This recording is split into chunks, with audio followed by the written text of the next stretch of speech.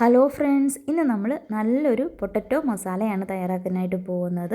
അപ്പോൾ ഈ ഒരു മസാല കാണുമ്പോൾ തന്നെ അറിയാലേ, ഈ ഉരുളക്കിഴങ്ങിലേക്ക് അതൊക്കെ നന്നായിട്ട് പിടിച്ചിട്ടുണ്ട്. അപ്പോൾ ഞാൻ പറയുന്ന രീതിയിൽ ഉണ്ടാക്കുകയാണെങ്കിൽ അടിപൊളി ടേസ്റ്റും ആയിരിക്കും. നമുക്കിത് ചോറിന് കഴിക്കാം, അതുപോലെ തന്നെ ചപ്പാത്തിയുടെ കൂടെയും പൂരിയുടെയൊക്കെ കൂടെ കഴിക്കാൻ പറ്റിയതാണ്.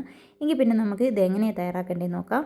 ഞാനിവിടെ 2 ഉരുളക്കിഴങ്ങാണ് എടുത്ത് അരിഞ്ഞ് വെച്ചിരിക്കുന്നത്. പിന്നെ ഉരുളക്കിഴങ്ങ് അരിയുമ്പോൾ ഒരുപാട് കനത്തിൽ അരിയാതെ നോക്കണം. ഇനി ഇതിലേക്ക് ഞാൻ 1/2 ടീസ്പൂൺ അളവിൽ മഞ്ഞൾപ്പൊടിയാണ് ചേർത്ത് കൊടുത്തിരിക്കുന്നത്. കാശ്മീരി മുളക് പൊടി 2 ടീസ്പൂൺ അളവിൽ ചേർത്ത് കൊടുത്തിട്ടുണ്ട്. 1 ടീസ്പൂൺ അളവിൽ മല്ലിപ്പൊടിയും കൂടിയാണ് ഇതിലേക്ക് ചേർത്ത് കൊടുത്തിരിക്കുന്നത്. അതുപോലെ തന്നെ അല്പം എരിവിനായിട്ട് കുരുമുളക് പൊടിയും കൂടി ചേർത്ത് കൊടുക്കുന്നുണ്ട് 1 ടീസ്പൂൺ അളവിൽ.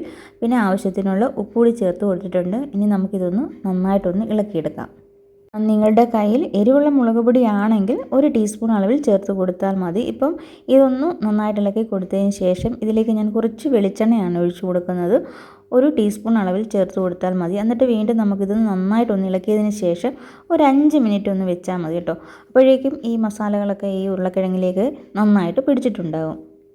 ഇനി നമുക്ക് അടുപ്പിലേക്ക് ഒരു പാൻ വെച്ച് കൊടുക്കാം. ഇതിലേക്ക് എണ്ണ ഒഴിച്ച് കൊടുത്തിട്ടുണ്ട്. വെളിച്ചെണ്ണയാണ് ഒഴിച്ച് കൊടുത്തിരിക്കുന്നത്. നമ്മൾ വെളിച്ചെണ്ണയിൽ ഉണ്ടാക്കുമ്പോഴാണ് ഇതിന് നല്ലൊരു ടേസ്റ്റ് കിട്ടുന്നത്. ഞാനിവിടെ 1.5 ടേബിൾ സ്പൂൺ അളവിൽ ചേർത്ത് കൊടുത്തിട്ടുണ്ട്. ഇതിലേക്ക് ഞാൻ 1/2 ടീസ്പൂൺ അളവിൽ കടുകും 1 ടീസ്പൂൺ അളവിൽ പെരിഞ്ജീരകവും കൂടിയാണ് ചേർത്ത് കൊടുത്തിരിക്കുന്നത്. കടുകൊക്കെ പൊട്ടിക്കഴിഞ്ഞപ്പോൾ ഒരു വലിയ സവാള ചെറുതായിട്ട് കൊത്തി അരിഞ്ഞത് ഇതിലേക്ക് ചേർത്ത് കൊടുത്തു. ഒരു 4 വെളുത്തുള്ളി ചെറുതായിട്ട് കനം കുറച്ച് അരിഞ്ഞ് അതുകൂടി ചേർത്ത് കൊടുത്ത് നമുക്കിതൊന്ന് നന്നായിട്ട് ഇളക്കിയെടുക്കാം. ഈ ചേർത്ത് കൊടുത്തിരിക്കുന്ന വെളുത്തുള്ളിയും സവാളയും ഒരുപാട് ഇളക്കി വഴറ്റിയെടുക്കേണ്ട കാര്യമൊന്നുമില്ല. ഇളക്കിയതിന് ശേഷം ഞാനിതിലേക്ക് ഒരു 2 വറ്റൽമുളക് കട്ട് ചെയ്തതും കുറച്ച് കറിവേപ്പിലയും കൂടിയാണ് ചേർത്ത് കൊടുക്കുന്നത്. നന്നായിട്ട് ഇളക്കി കഴിഞ്ഞാൽ നമ്മൾ നേരത്തെ മസാലയൊക്കെ പുരട്ടി വെച്ചിരിക്കുന്ന ഉരുളക്കിഴങ്ങ് ഇതിലേക്ക് ചേർത്ത് കൊടുക്കാം. നമ്മൾ ഉപ്പൊക്കെ ചേർത്ത് കൊടുത്തിരിക്കുന്നത് കൊണ്ട് ഇനിയും പ്രത്യേകിച്ച് ഉപ്പൊന്നും ചേർത്ത് കൊടുക്കണ്ട കേട്ടോ. അത് ഇതിലേക്ക് ചേർത്ത് കൊടുത്തതിന് ശേഷം നമുക്ക് നന്നായിട്ട് ഇളക്കി കൊടുക്കാം. ഇനിയിപ്പോൾ ഇതിലേക്ക് വെള്ളമൊന്നും ചേർത്ത് കൊടുക്കുന്നില്ല. നല്ലതുപോലെ എല്ലാം ഇളക്കി യോജിപ്പിച്ചതിന് ശേഷം സ്റ്റൗവിൻ്റെ ഫ്ലെയിം ലോയിലാക്കി കൊടുത്തിട്ട് നമുക്കിത് അടച്ച് വെച്ചൊരു 2 മിനിറ്റ് വേവിച്ചെടുക്കാം. ഇതിപ്പോൾ ഞാനൊന്ന് തുറന്ന് നോക്കിയപ്പോൾ കണ്ടു, എണ്ണയൊക്കെ ചെറുതായിട്ടൊന്ന് തെളിഞ്ഞ് വന്നിട്ടുണ്ട്. അടിയിലൊന്നും പിടിച്ചിട്ടില്ല. ഒന്നുകൂടി നന്നായിട്ട് ഇതുപോലെ ഇളക്കി കൊടുത്തിട്ട് വീണ്ടും നമുക്കിതൊന്ന് അടച്ച് വെക്കാം. നിങ്ങൾ ഉരുളക്കിഴങ്ങ് അരിയുന്ന സമയത്ത് ഒരുപാട് കനത്തിൽ അരിയാതെ കനം കുറച്ച് വേണം അരിഞ്ഞെടുക്കാനായിട്ട്. കാര്യം നമ്മൾ വെള്ളം ചേർത്ത് കൊടുക്കാതാണ് ഇത് വേവിച്ചെടുക്കുന്നത്. കട്ടിക്ക് അരിഞ്ഞാൽ വെന്ത് കിട്ടാനായിട്ട് ഒരുപാട് സമയമെടുക്കും. അപ്പോൾ നിങ്ങൾ അരിയുമ്പോൾ അതൊന്ന് പ്രത്യേകം ശ്രദ്ധിക്കണം. പിന്നെ നമ്മൾ മസാല പുരട്ടി വെച്ചിരിക്കുന്ന ആ പാത്രത്തിലേക്ക് 1 ടീസ്പൂണോ അല്ലെങ്കിൽ 1 ടേബിൾ സ്പൂൺ അളവിലെങ്കിലും വെള്ളം ഒഴിച്ച് കൊടുത്തിട്ട് ആ മസാല നമുക്ക് കളയണ്ട.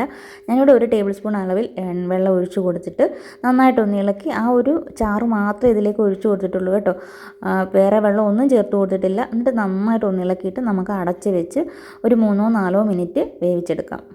പിന്നെ ഇത് അടച്ച് വെച്ചിട്ട് എങ്ങും പോകരുത്. ഇടയ്ക്കിടയ്ക്കൊന്ന് അടപ്പൊക്കെ ഒന്ന് തുറന്നിളക്കി കൊടുക്കണം. ഞാനിവിടെ ഈ ഒരു നോൺ സ്റ്റിക്ക് പാനിലാണ് തയ്യാറാക്കിയിരിക്കുന്നത്. അതുകൊണ്ട് ഇത് അടിയിലങ്ങ് പിടിച്ച് അങ്ങനെ കരിഞ്ഞു പോകത്തില്ല. അതല്ലാതെ പാത്രത്തിലാണ് വെക്കുന്നതെങ്കിൽ പെട്ടെന്ന് അടിയിൽ പിടിക്കും. അതുകൊണ്ട് ഇടയ്ക്കിടയ്ക്കൊന്ന് തുറന്നിളക്കി കൊടുക്കണം. ഇപ്പോൾ ഞാനൊരു 2-3 പ്രാവശ്യം അടപ്പൊക്കെ തുറന്ന് ഇളക്കി കൊടുത്തിട്ടുണ്ട്.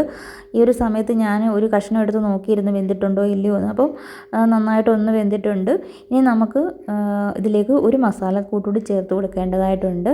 ഉരുളക്കിഴങ്ങൊക്കെ നന്നായിട്ട് വെന്തതിന് ശേഷം വേണം ഈ ഒരു മസാല ചേർത്ത് കൊടുക്കാനായിട്ട്. ഞാനിവിടെ 1 ടീസ്പൂൺ അളവിൽ നമ്മുടെ മീറ്റ് മസാലപ്പൊടിയാണ് ചേർത്ത് കൊടുത്തിരിക്കുന്നത്.